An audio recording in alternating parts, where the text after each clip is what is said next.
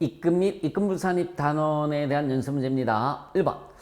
자, 다음 주 입금불산입 항목이 아닌 것은 자, 주식 발행 추가금 입금불산입이죠. 근데 의제 배당은 뭡니까? 배당금은 아니지만 배당금으로 간주하는 걸 의제 배당이라고 하죠. 입금 항목이 입금 항목. 답은 2번이네요. 부가가치세 매출세, 당연히 부가가치세 매출세액을 처리하는 계정 과목이 뭡니까? 부가세 예수금이죠. 부가세 예수금은 입금불산입이에요. 국세, 지방세, 과운합금, 환급금에 대한 이자도 역시 마찬가지 입금 불산입에 속합니다. 2번 정기 예금에 대한 기간 경과분 이자 수익 20억 원을 수익으로 예상을 했다라고 나와 있죠. 원천징수 대상에 해당한다라고 나와 있어요. 여러분들 그 단서 조건에서 원천징수 대상에 해당한다라고 나와 있는데 여기 잠깐만 고개 들어보시기 바랍니다. 만약에 정기예금을 했어요. 차변에 정기예금이 1,000원이고요. 정기예금이 1,000원, 대변에 보통예금이 1,000원입니다. 보통예금이 1,000원. 12월 31일에 이 정기예금에 대한 기간경과 이자를 미수이자 100원, 대변에 이자 수익이 100원 이렇게 분계를 했습니다. 그러면 수익에서 비용을 빼서 단기 순이익을 계산할 때 이자 수익이 수익으로 가잖아요. 이자 수익이 100원이 갑니다. 비용은 없으니까 단기 순이익은 100원이 나와요. 자, 이자 수익 100원은 실제 받은 게 아니기 때문에 마이너스 입금 불산입을 합니다. 입금 불산입 미수 이자 100원 소득 처분은 마이너스니까 마이너스 유보가 되겠죠? 그러면 각 3년도 소득 금액은 얼마가 나오느냐면 0원 이렇게 나옵니다. 각 3년도 소득 금액은 0원. 세금을 내지 말아라. 못 받은 거니까. 그럼 그 다음 연도에 가서 만기가 돼서 받아요. 차변에 보통예금 1,000원, 대변에 정기예금 1,000원, 정기예금 1,000원. 만기가 됐으니까 이거 돌려받아야 되겠죠? 자, 그리고 실제 이자를 받습니다. 대변에 이자 수익이 작년 거 100원에 올해 거 100원에서 합이 200원을 받을 때 자, 다시 한번 말씀드릴게요. 작년 거랑 올해 거랑 합쳐서 200원을 받을 때 200원에 대해서 세금을 낸단 말이죠. 미리 내는 세금을 우리는 뭐라고 하느냐면 선납세금이라고 그래요. 만약에 20원이라고 가정을 하면 실제 받는 것은 180원이 되겠죠. 왜 20원이 나오나요? 이런 질문을 하지 마시기 바랍니다. 이거는 제가 예를 들어서 설명을 해드리는 것 뿐이에요. 그래서 이자 수익 200원에 대해서 세금 20원 떼고 나머지 받아요.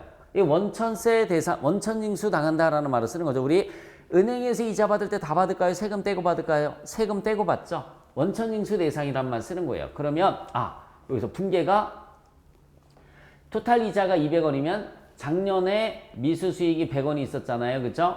작년에 미수 수익이 100원이 있었어요. 그러면 이때는 이자 수익이 얼마만 처리가 되냐면 100원만 이렇게 처리가 되는 겁니다. 자, 그러면 수익에서 비용을 빼서 단기 순이익을 계산할 때 이자 수익이 100원이죠. 예, 역시 마찬가지 이자 수익이 100원만 갑니다. 비용은 없으면 단기 순이익이 100원이죠. 자, 그런데 작년에 못 받아서 입금불산입한 거 이제 받았잖아요. 그러니까 여기에서 플러스 입금산입 전기 미수수익, 전기 미수이자 100원이고요. 소득처분은 반대로 유보가 나오시면 되는 거죠. 그러면 각 3년도 소득금액은 얼마로 계산이 될까요? 200. 그래서 이때 세금을 내는 겁니다. 그래서 원천징수 대상인이라는 말을 써요. 은행에서 이자를 받을 때는 세금 떼고 들어오니까 그거를 우리가 원천징수 대상이다라는 표현을 쓰는 겁니다. 그래서 원천징수 대상 미수이자는 입금불산입니다. 자, 다시 한번 말씀드릴게요. 원천징수 대상 미수이자는 입금불산입니다. 이게 결론입니다. 답은 2번이죠. 입금불산 이자수 20억 원 마이너스 유보 2번이 답이 되는 겁니다. 자, 두 번째 줄 밑줄 쳐놓으세요. 기간 경과분 이자 수익의 밑줄 치고 미수 이자라고 써놓으세요. 이 분계예요. 차변의 미수 수익 20억 원, 대변의 이자 수익 20억 원 이렇게 한 겁니다. 자, 그런데 여러분들 잘 보시기 바랍니다. 대표이사한테 돈을 빌려줬어요. 가지급금 1,000원. 대변에는 보통예금 1,000원 이렇게 분계를 했습니다.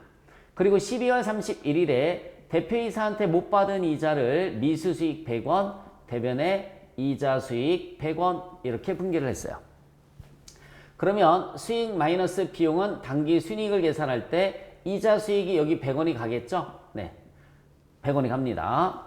얘는 세무 조정 없어요. 플러스 마이너스 세무 조정이 없어요. 얘는 원천 징수 대상이 아닙니다. 얘는 원천 징수 대상이고요. 얘는 원천 징수 대상. 은행에서 이자를 줄 땐 세금 떼고 주니까 원천 징수 대상이란 말 쓰는 거예요. 자, 그 다음에 돌려받았어요. 보통 예금 1,000원, 대변에 가지기금 만약에 돌려받았습니다. 가지기금 1,000원 이렇게 돌려받았어요. 그리고 이자도 받았어요. 미수 수익 똑같이 써볼게요. 100원. 이자 수익 100원. 그런데 대표이사가 회사에 이자를 주면서 세금을 못 뗀단 말이에요. 그냥 다 받습니다. 보통 예금 200원 이렇게 다 받아요. 다시 한번 말씀드릴게요. 대표이사가 회사로부터 돈을 빌리고 나중에 이자를 주는데 세금을 떼고 줍니까? 그건 아니잖아요. 개인은 원천징수를 할 수가 없어요. 개인은 원천징수를 할 수가 없습니다. 그래서 다 받는 거예요. 그럼 이때 수익에서 비용을 빼서 당기 순이익을 계산을 할 때 수익으로 100원이 갑니다. 네, 100원.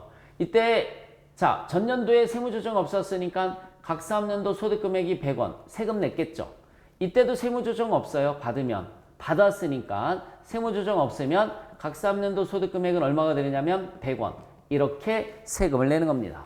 세금을 내는 거예요. 자, 비교해서 알아두시면 됩니다. 은행에서 이자 받는 것은 원천징수 대상이라는 말을 씁니다. 그래서 세금 떼고 받아요. 나중에 이런 원천징수 대상은 미수수익 입금불산입했다가 나중에 받으면 입금산입을 해라 이렇게 세법에서 정해놨습니다. 그런데 대표이사 가지기금에 대한 이자는 나중에 받을 때 원천징수를 할 수가 없어요. 그래서 미수수익 분기에서도 그냥 세무조정하지 마라 세금 내라 라는 얘기입니다. 나중에 받았을 때도 세무조정하지 마라 세금 내라 각각 100원씩 세금 내라 라는 말을 써요. 그래서 우리 시험 문제에서는 원천징수 대상이 아닌 것은 세무조정이 없다 이게 결론이고요. 원천징수 대상인 것은 입금불산입한다 이게 결론입니다. 3번 잘 정리해 놓으세요. 잘 정리해 놓으시면 됩니다. 자, 3번 법인세법상 입금으로 인정되는 금액은 얼마인가 수익을 찾아라. 입금에 밑줄 치고 수익 이렇게 써보시기 바랍니다. 입금에 밑줄 치고 수익. 자, 첫 번째 주식 발행 추가금은 수익이 아니죠. 입금 불산입이라고 그래요.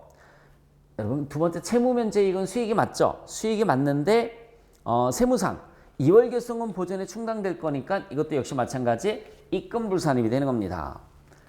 여러분 재산세가 송금으로 인정을 받았어요. 지난 강의에서. 그럼 재산세를 환급받으면 입금에 산입한다라고 그랬죠. 그러니까 얘는 입금이에요. 얘는 입금. 국세 과운합금 환급금에 대한 이자 입금 불산입이라고 그랬습니다. 차량 운반구 처분했으니까 세금 내야 되겠죠? 네, 500만 원. 그러면은 850만 원이 입금에 속하는 겁니다. 답은 3번이 답이네요. 자, 역시 두 번째 줄 4번 문제 똑같은 문제네요. 똑같은 문제가 나왔어요. 기간경과분 이자 수익 20억 원을 수익으로 예상을 했어요. 괄호안해 봤더니 똑같은 문제가 아닙니다. 해외 예금 이자로서 원천징수 대상에 해당하지 않는다라고 나와 있죠. 여러분 이렇게 원천징수 대상이 아니다라고 나오면 세무조정이 없는 거예요. 문제는 똑같았는데 맨 끝에 단서조건이 틀리잖아요. 그래서 원천징수 대상이 아닌 것은 세무조정이 없습니다. 그래서 4번의 답은 1번이에요. 4번의 답은 1번. 자, 5번 문제를 한번 보도록 하겠습니다. 5번 문제. 단기매매 증권을 취득했네요. 100주를 만원에 취득했어요. 그리고 결산 시에 다음과 같은 회계처리를 했습니다. 법인세법상 각 3년도 소득금액에 미치는 영향으로 가장 옳은 것을 물었어요. 가장 옳은 것을 물었습니다. 여러분 단기매매 금융자산 평가이익은 뭐죠? 입금 불산입이에요. 입금 불산이 50만 원. 그러면은 감소하겠네. 50만 원만큼. 팔았을 때 반대의 세무조정을 해줍니다. 입금 산입. 그래서 입금산이 50만 원이니까 팔았을 때는 50만 원 증가되겠죠. 답은 4번입니다. 다시 한번 말씀드릴까요? 단기매매 금융자산 평가이익은 진짜 이익이 아니니까 뭡니까? 입금 불산입이죠. 입금 불산입하면 마이너스니까는 소득이 50만 원만큼 감소가 되는 거고요. 각3년도 소득이 50만 원만큼 감소가 돼요. 근데 팔았을 때는 다시 뭐를 내주시면 되냐면 입금 산입을 해주시면 돼요. 입금 산입. 그래서 각3년도 소득 금액이 얼마만큼 증가하느냐면 50만 원만큼 증가를 하는 겁니다. 답은 4번이 되겠습니다. 송금 및 송금 불산입 연수 문제 풀어보도록 할까요? 1번. 다음 중 송금 불산입 항목이 아닌 것을 물었습니다. 자, 주식 할인 받은 자금은 송금 불산입, 비용이 아니죠. 비용이 아닌 것은 송금 불산입이라고 하는 거죠. 잉여금 처분 항목도 비용이 아닙니다. 송금 불산입이에요. 벌금 과태료 송금 불산입. 그런데 4번에 저가법으로 신고한 법인이 계상한 재고자산 평가 손실이라는 게 나와 있죠.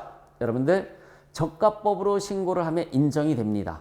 답은 4번이네요. 만약에 저가법으로 신고를 하지 않았어요. 그러면 재고자산 평가 손실 송금 불산입이 됩니다. 다시 한번 말씀드릴게요. 저가법으로 신고를 했으니까 송금으로 인정이 되는 거고요. 저가법으로 신고를 하지 않으면 송금 불산입이 되는 겁니다. 답은 4번. 2번. 법인세법상 송금으로 인정받지 못하는 금액을 물었습니다. 직장 보육시설 운영비 인정되죠? 회의비도 인정이 됩니다. 출자 임원에 대한 사택 유지비 소액주주라고 나와 있어요. 소액주주는 송금으로 인정이 됩니다. 건강보험료 사용자 부담금이라는 게 회사가 부담을 해주는 걸 얘기하는 거죠.